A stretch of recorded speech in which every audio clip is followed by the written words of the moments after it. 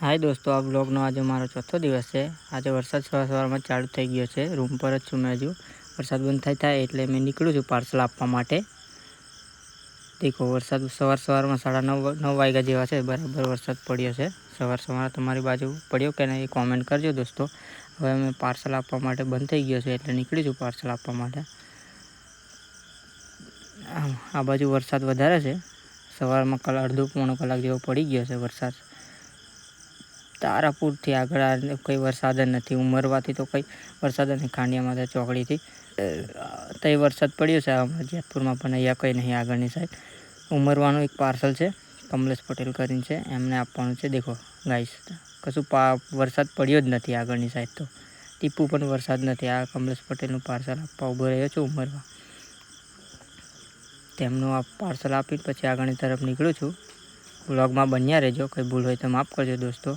કમલેશ પટેલ કેમ છે, ઓનલાઈન કરવા કે છે પૈસા, કેશ નહીં એવું કહે છે, એટલે ઓનલાઈન કરે છે એવ્યા। ઓનલાઈન પૈસા કરે એટલે નીકળું, આપી દીધા છે। હવે નીકળું છું પાર્સલ આગળની તરફ।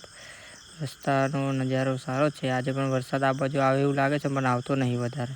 પેલી સાઈડે આપણે જેતપુરમાં વધારે વરસાદ પડે છે। કઈ બાજુ વરસાદ પડે એ કમેન્ટ કરજો દોસ્તો, તો ખબર પડે મને પણ। અને આગળનું પાર્સલ એક આપવા ઊભો રહ્યો છું।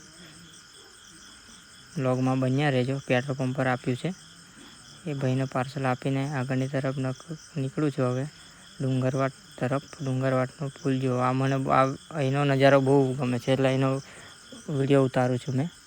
જોરદાર હવે પુલ બની ગયો ત્યારનું મસ્ત લાગે છે વાતાવરણને બધી રીતે કમ્પ્લીટ વ્યૂ સારો લાગે છે।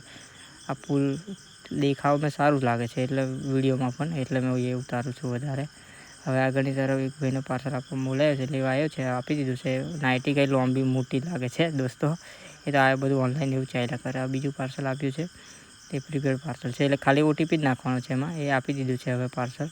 આગળની તરફ નીકળું છું, ઊંચા પણ પહોંચી ગયો છું। અને આ એક સલીના બેન કરીને છે, એમનો ઘરે પાર્સલ આપ્યું છું। દેખો એમનો નજારો કેટલું મસ્ત ઘરની આગળ કર્યું છે। આવું બહુ સારું લાગે। આપણા ઘરની આગળ પણ આવું કરવાના। જૂનો કૂવો છે એમનો, જારી ઉપર મારી છે એટલે સેફટી સારી રહે। દેખો કેવો નજારો છે। આવું ઘરની આગળ કરે તો કેવું ઠંડુ વાતાવરણ સારું લાગે। એમ થોડું કંઈ ગયેલો સારી જગ્યાએ ગયો હોય તો એવું લાગે। દેખો લોકેશન સારું છે અહીંયા।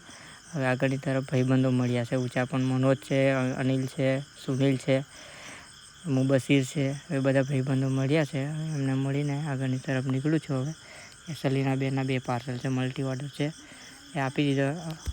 અને આ જેતપુર પહોંચી ગયો છે। સાંજના સમયે મોહનસિંહ રાઠોડનું નિધન થયું છે, એટલે એમની અંતિમ યાત્રા માટે બહુ કતાર જામી છે। ગુજરાતના વિધાનસભામાં 11 વાર ધારાસભ્ય રહ્યા છે, 55 વર્ષ સુધી ધારાસભ્ય રહ્યા છે, એટલે એમની અંતિમ યાત્રાનું એમને ભગવાન શાંતિ આપે એવી પ્રભુને પ્રાર્થના કરું છું। એમને જે સારા કામ કર્યા છે, બધા માટે, લોકો માટે સારું કામ કર્યું છે, એમને પ્રભુ એમને દિવ્ય શાંતિ શાંતિ આપે એવી પ્રભુને પ્રાર્થના।